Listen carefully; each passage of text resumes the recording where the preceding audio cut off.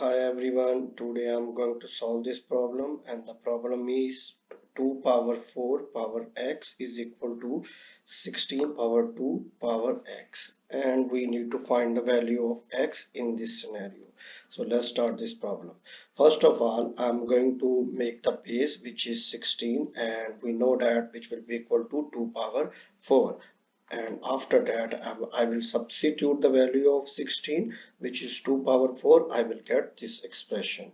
Now we can simplify this by using the indices law, which says I can multiply both power. When I multiply, I will get 2 power 4 power x is equal to 2 power 4 multiplied by 2 power x.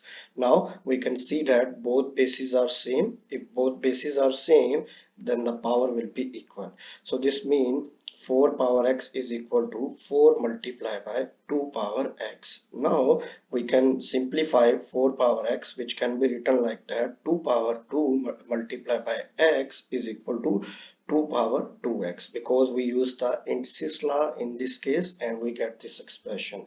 Similarly, we will get the expression 2 power 2x is equal to 4 times 2 power x. Now we know that 4 will be equal to 2 power 2, so I'm going to substitute this value. When I substitute this value, I will get 2 power 2x is equal to 2 power 2 multiplied by 2 power x.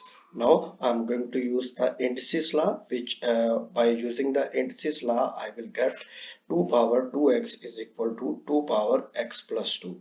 Now we can see that in this case again base is same, so power will be equal. So in this way we will get 2x is equal to x plus 2. Now we can easily find the value of x by subtracting x on both sides.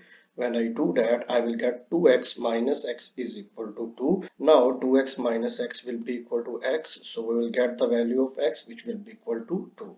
So I just completed the question. If you like my video, please subscribe, and also if you have any question, please write that question in the comment. I will solve that question for you. Thank you.